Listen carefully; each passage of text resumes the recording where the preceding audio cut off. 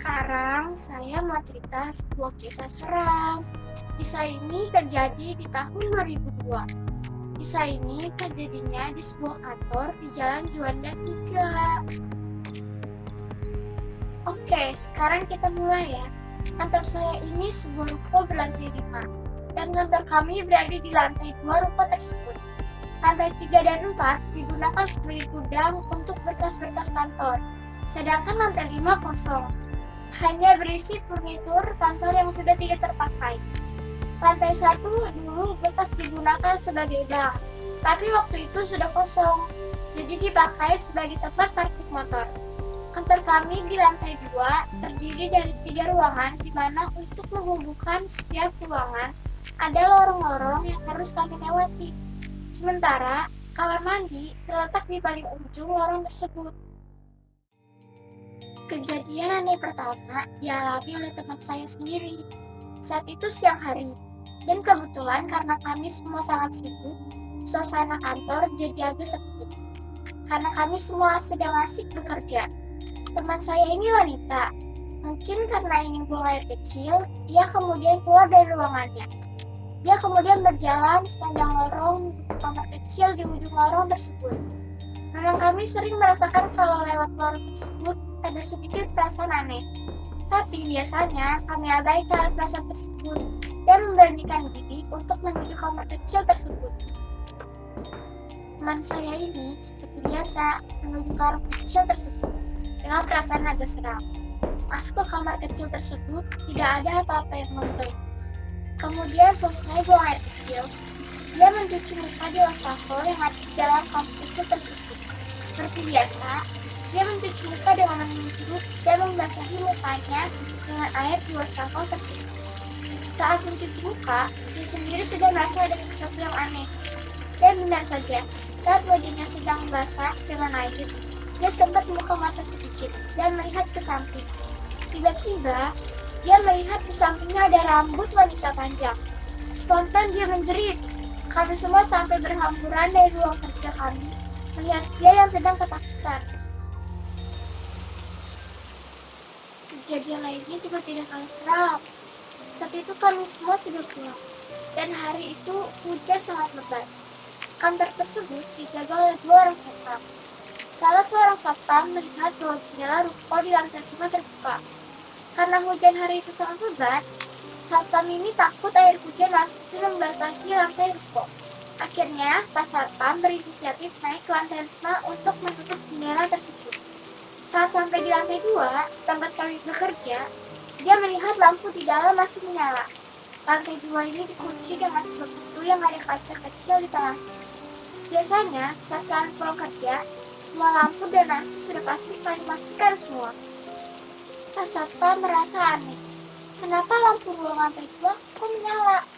Pak Satpam ini mencoba mengintip dari kaca kecil yang ada di tengah pintu.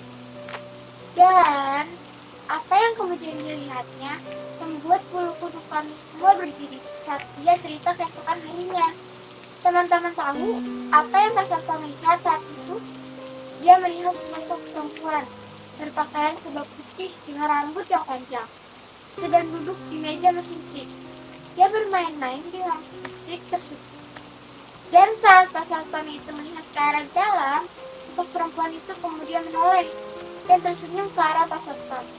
Kontan Pak Satpam kabur tunggang langgang. Dan keesokan harinya, saat kami masuk kerja, kantor kami gempar mendengar cerita Pak Satpam semalam.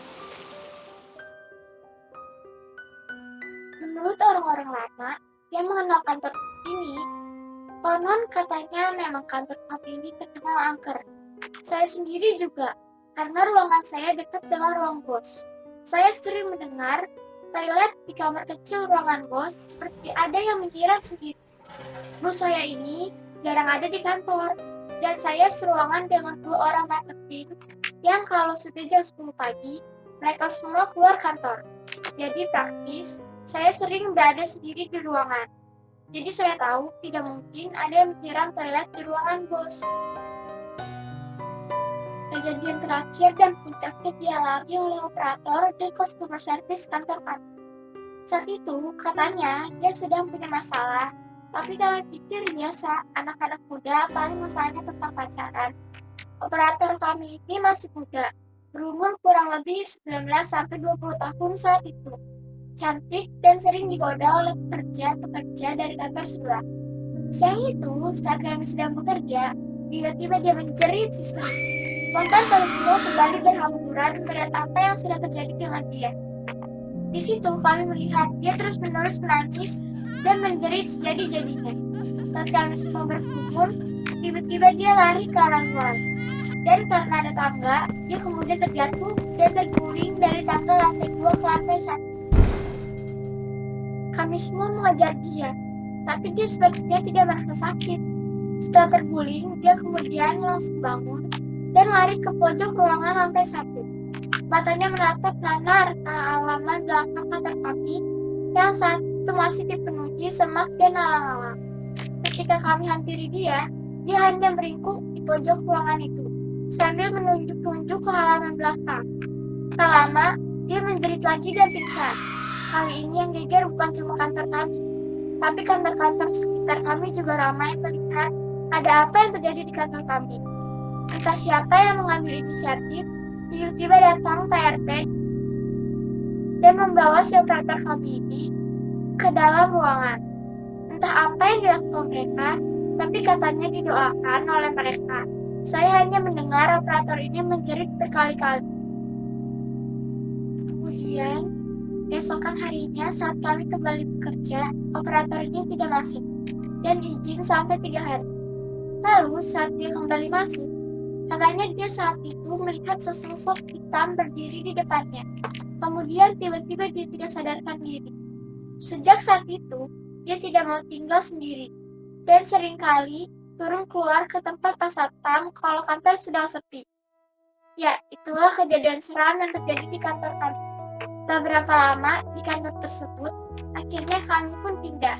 Betapa leganya saat bos kami memutuskan untuk perusahaan pindah ke gedung baru yang lebih ramai dan meninggalkan kantor ruko yang menyeramkan tersebut. Nah, itu tadi cerita dari Lin. Jangan lupa dukung Lin dengan cara subscribe di bawah supaya kalau Lin lagi bikin video baru, kalian bisa dapat notifikasinya teman-teman. Jangan lupa juga di like, komen, dan di share ke teman-teman kalian. Terima kasih sudah mendengarkan cerita Lin. Dadah!